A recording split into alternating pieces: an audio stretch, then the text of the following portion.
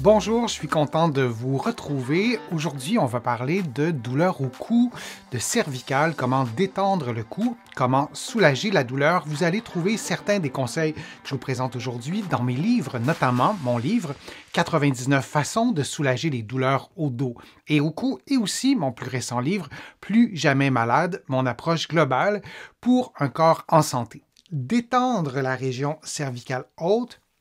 Je vous en ai déjà parlé. On a la région cervicale haute, la région cervicale basse.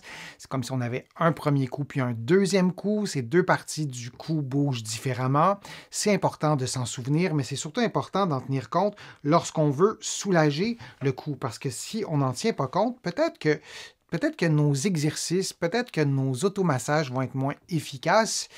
Alors, il y a des muscles profonds dans la région cervicale haute, dans ce qu'on pourrait appeler le deuxième cou, et je vais vous les montrer. Alors, on a à droite, on voit les muscles profonds. Ils sont vraiment profonds. Si vous êtes en position assise et vous tentez d'aller masser ces muscles-là, je ne vous dis pas que vous n'allez pas les atteindre, mais ce n'est pas la meilleure façon de les atteindre parce que, inévitablement, vos muscles sont contractés. Vous êtes en position assise, vos muscles posturaux doivent être activés. Sur l'illustration que vous voyez, à gauche, ce sont des muscles qui sont plus superficiels. On voit le fameux trapèze. Ces muscles sous-occipitaux ou suboccipitaux, peu importe le nom que vous prenez, mais ces muscles profonds, on va les appeler comme ça, sont associés à un problème pour lequel, en tout cas, vous me posez beaucoup de questions. Vous allez trouver 2 vidéos sur ma chaîne sur la névralgie d'Arnold ou la névralgie suboccipitale ou sous-occipitale.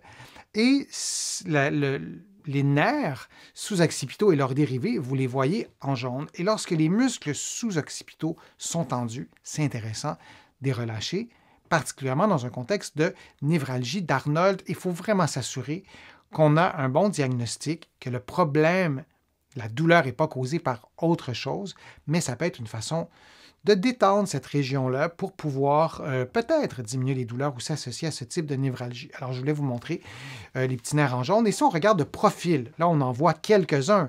Mais évidemment, on n'a pas juste ces muscles-là. Il y a plusieurs couches de muscles par-dessus. On ne peut pas seulement masser les muscles sous-occipitaux. On doit le faire en plaçant nos doigts aussi sur des muscles qui sont moins en profondeur. Alors, c'est bien important de bien placer ses doigts. Je vais vous montrer un automassage que je fais avec une balle et je vous le montre en position assise.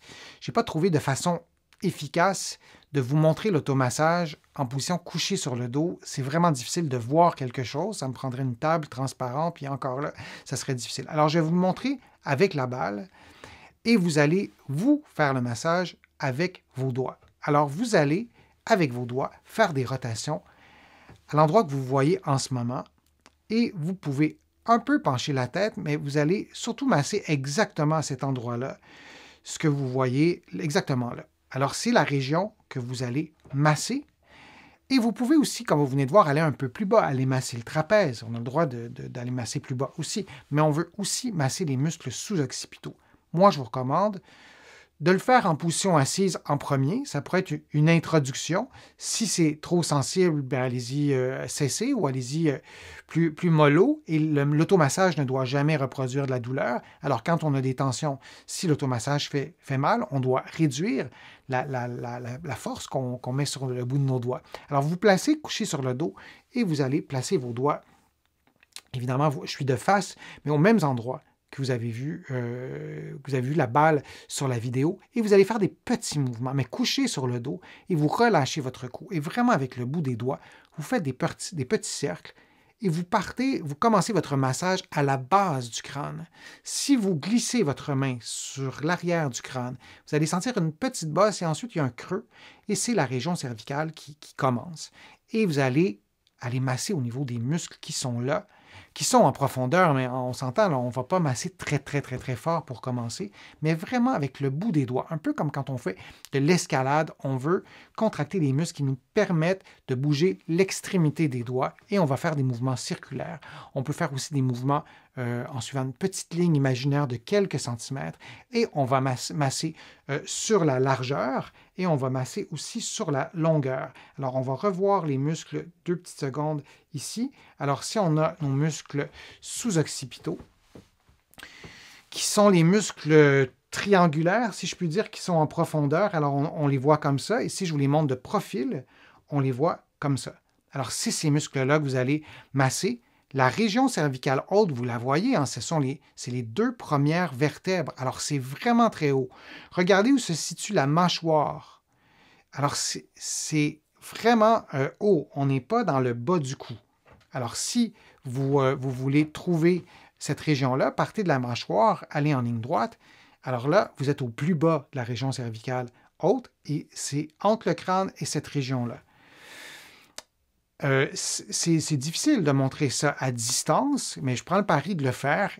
Donc, vous massez avec des petits mouvements circulaires. Vous pouvez aussi commencer avec un automassage avec une balle. Vous pouvez mettre un peu de chaleur humide aussi avant de le faire. Ça peut vous aider. On y va maintenant avec des exercices de mobilité de la région cervicale haute. Ce sont des exercices vraiment très spécifiques.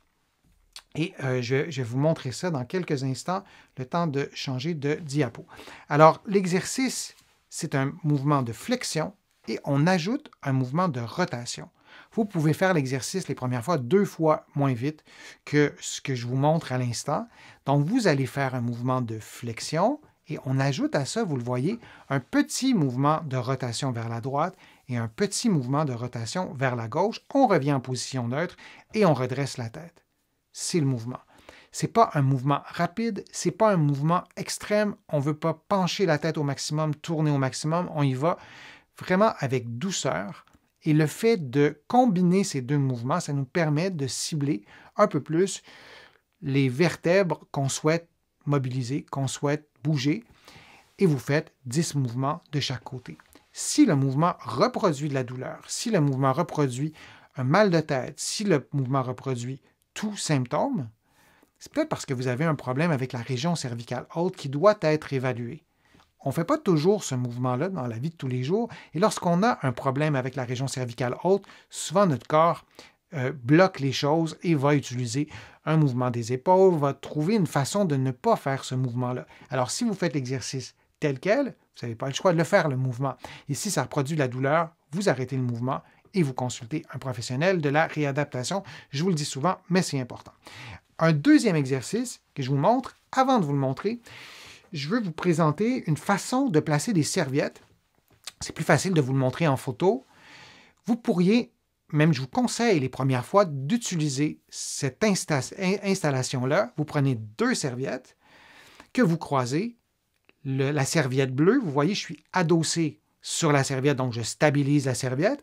Et les serviettes rouges, je les tiens avec mes mains.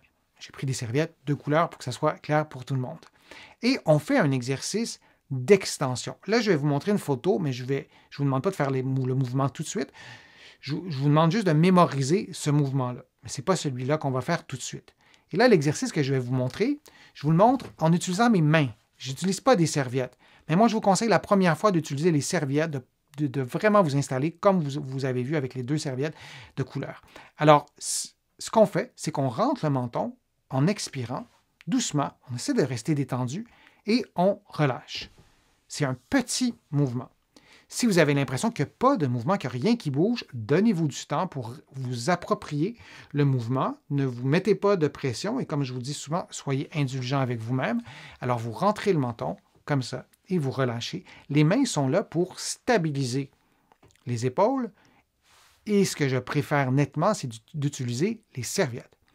Ce que vous pouvez faire aussi comme deuxième partie du mouvement, parce que la première partie, c'est une mobilisation de la région cervicale haute. Et si vous placez vos doigts, vous allez sentir que ça bouge. Alors, on peut y aller en extension et on peut aussi, en rentrant le menton, et on peut aussi continuer le mouvement en faisant un mouvement d'extension, comme vous avez vu dans la photo que je vous ai montrée tout à l'heure avec les serviettes rouges, où je faisais un mouvement d'extension de cette façon-là. Si on veut mobiliser la région cervicale haute, on veut faire un mouvement du menton. On veut rentrer le menton et c'est bien, bien important, et ça, il faut s'en souvenir, de garder le regard à l'horizontale. Et si vous faites ce mouvement-là et vous avez de la douleur, des nausées, des étourdissements, c'est pas normal, vous consultez rapidement, votre professionnel de la réadaptation ou votre médecin. Vous faites 10 mouvements, vous relâchez, vous pouvez faire 2 séries. C'est un mouvement qui est montré aussi dans mon livre Plus jamais malade. C'est un mouvement qu'on peut faire dans un contexte de mal de tête, de céphalée. Et attention, il faut que ça soulage. J'ai des patients qui font ce mouvement-là et ça les soulage presque automatiquement. Alors, c'est un exercice que j'aime bien. Encore une fois, il faut le faire avec, j'allais dire précaution, être attentif aux symptômes et de s'assurer de ne pas les augmenter et de s'assurer aussi de retrouver la mobilité et notamment la mobilité de la région cervicale haute et, comme je vous l'ai dit aussi, de détendre la musculature. J'espère que mes conseils vous ont été utiles.